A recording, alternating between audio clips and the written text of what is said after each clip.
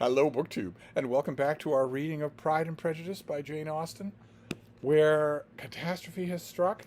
Kitty has run off with none other than Mr. Wickham, who we now know fundamentally to be bad news, and which, even if we hadn't known that, we could still have guessed that nothing good would come from Kitty going to Brighton with Colonel and Mrs. Forster.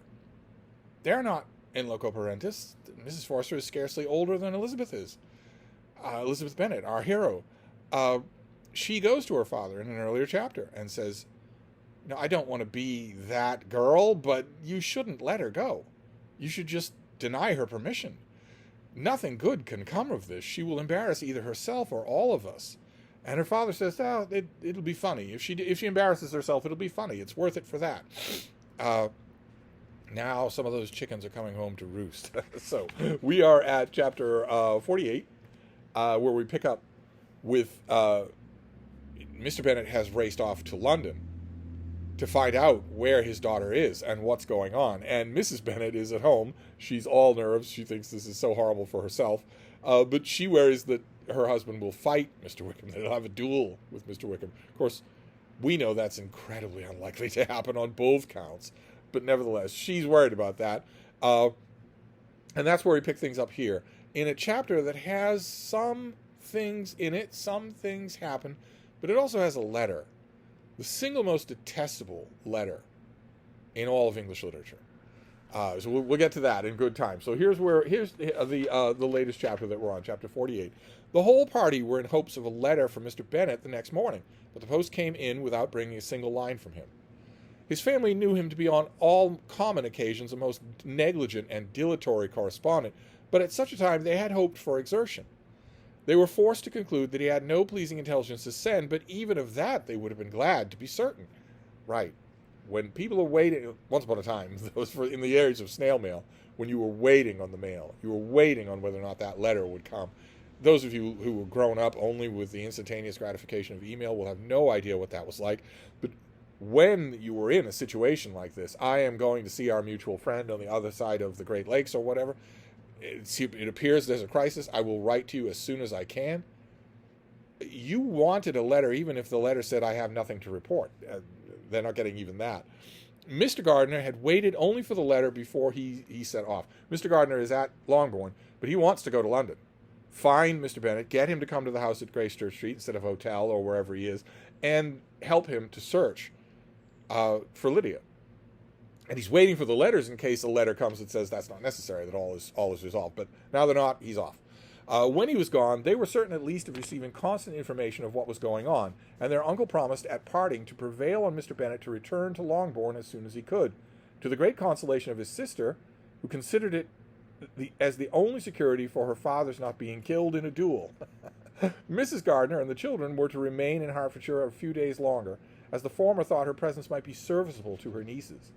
She shared in their attendance on Mrs. Bennet, and was a great comfort to them in their hours of freedom. Their other aunt also visited them frequently, and always, as she said, with the design of cheering and heartening them up, though as she never came without reporting some fresh instance of Wickham's extravagance or irregularity, she seldom went away without leaving them more dispirited than when she found them. And there's lots more stories about Wickham. Every day there's more of them. All Meryton seemed striving to blacken the man, who but 3 months before had been almost an angel of light. Looks so dreamy in that uniform. He was declared to be in debt to every tradesman in the place, and his intrigues, all honored with the title of seduction, had been extended into every tradesman's family. Everybody declared that he was the wickedest young man in the world, and everybody began to find out that they had always distrusted the appearance of his goodness. Elizabeth, though she did not credit above half of what was said, believed enough to make her former assurances of her sister's ruin still more certain. And even Jane, who believed still less of it, became almost hopeless, more especially as the time was now come when, if they had gone to Scotland, which she never before entirely despaired of, they must in all probability have gained some news of them. So, whatever it is, they haven't eloped to Gretna Green. But in the meantime, Wickham's name is so blackened in the neighborhood that when news starts to spread that the Bennet family is connected to him, that will connect to them as well. This is exactly what Elizabeth was worried about when she talked to her father.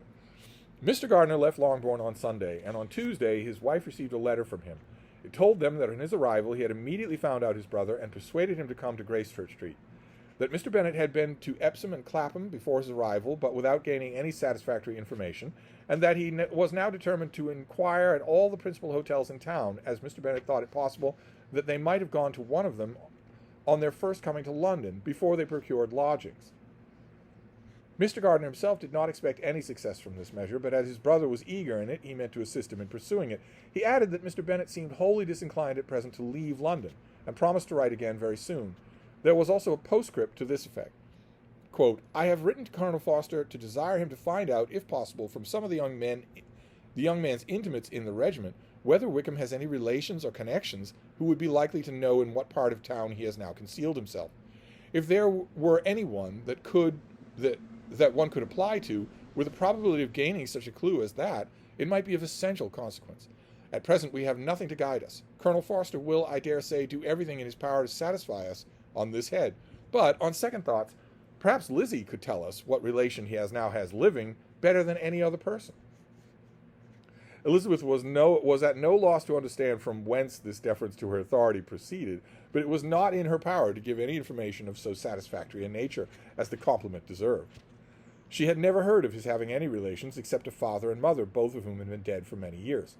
It was possible, however, that some of his companions in the regiment might be able to give more information, and though she was not yet sanguine of expecting it, the application was something to look forward to. Every day at Longbourn was now a day of anxiety, but the most anxious part of each was when the post was expected.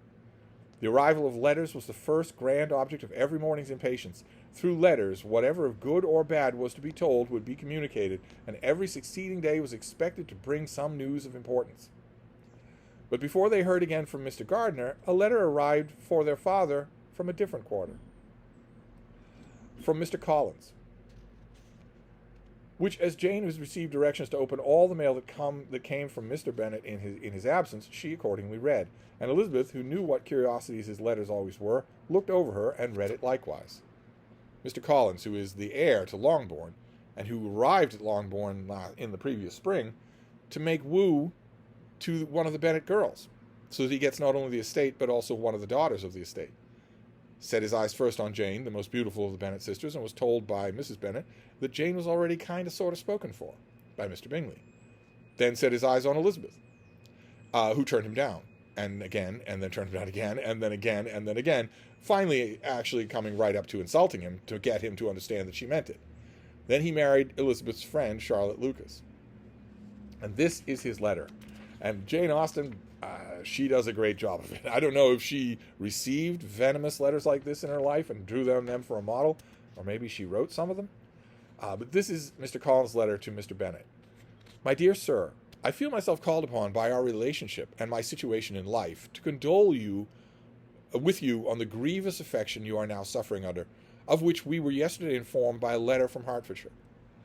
Be assured, my dear sir, that Mrs. Collins and myself sincerely sympathize with you and all your respectable family in your present distress, which must be of the bitterest kind, because proceeding from a cause which no time can remove. No argument shall be wanting on my part that can alleviate so severe a misfortune, or that may comfort you under a circumstance that must be of all others most afflicting to a parent's mind. The death of your daughter would have been a blessing in comparison to this. And it is more to be lamented because there is reason to suppose, as my dear Charlotte informs me, that this licentiousness of behavior in your daughter has proceeded from a faulty degree of indulgence, though at the same time from the consolation of yourself and Mrs. Bennet, I am inclined to think her own disposition must be naturally bad.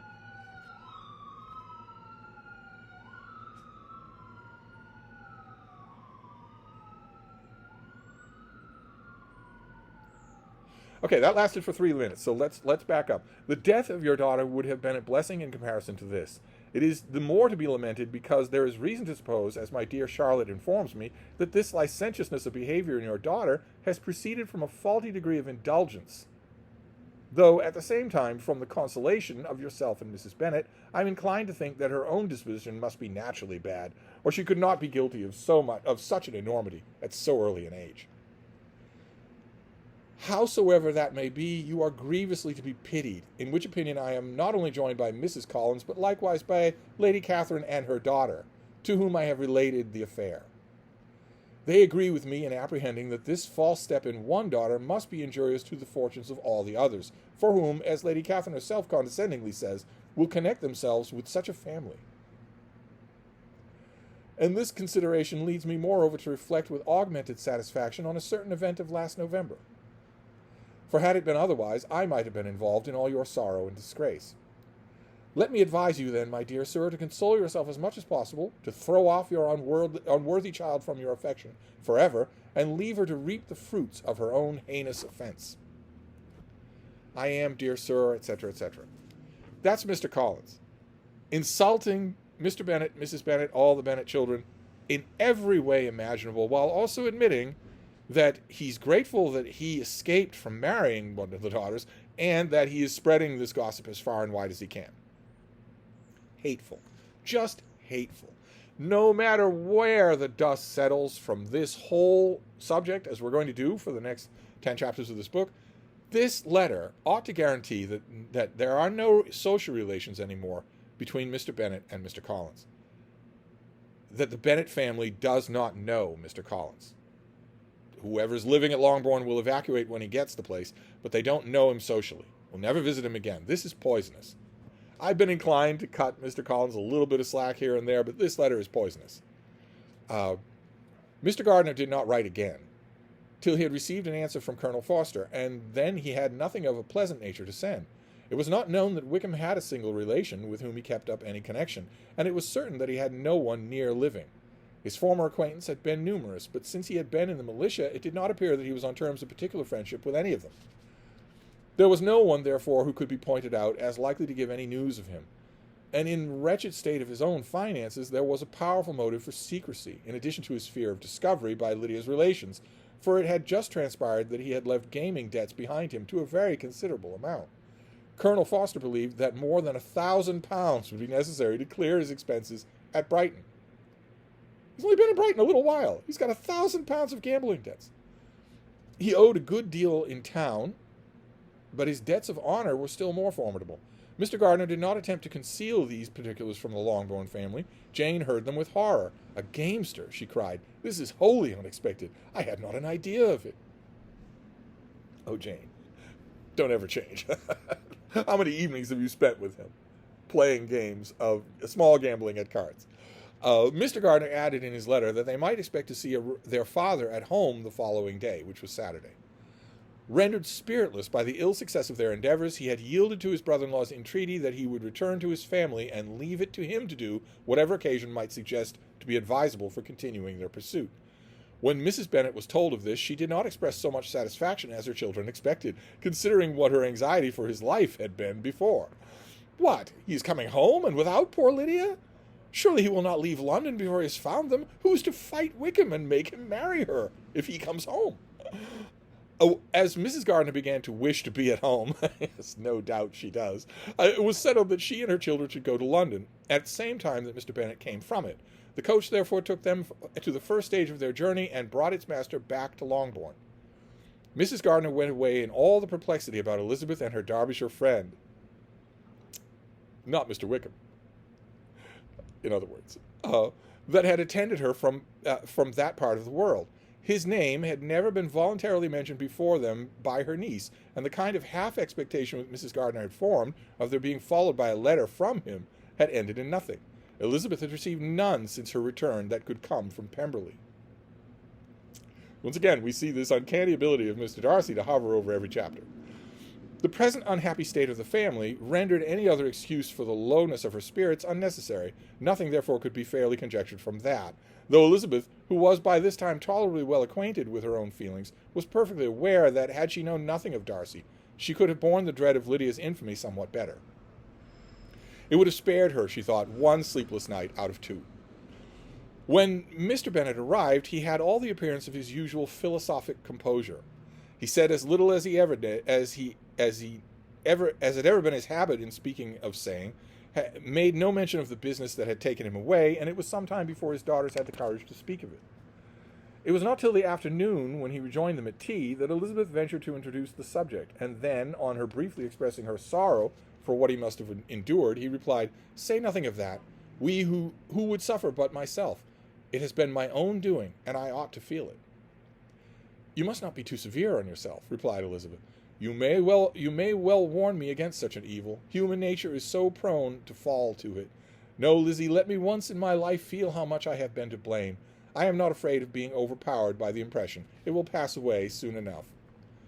So you're going to admit that it's all your fault. You're still going to say that it's not. You're not going to take it to heart. Do you suppose them to be in London?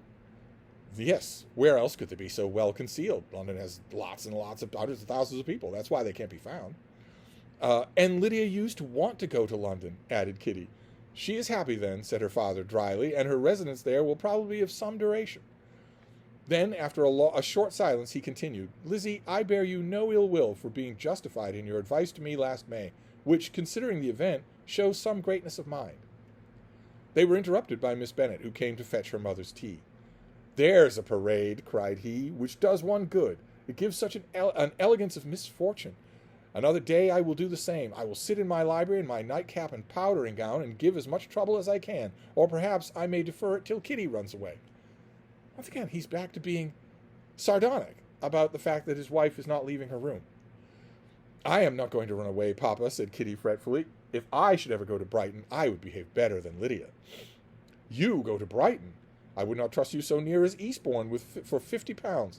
No, Kitty, I have at last learnt to be cautious, and you will feel the effects of it. No officer is ever to enter this house again, nor even to pass through the village.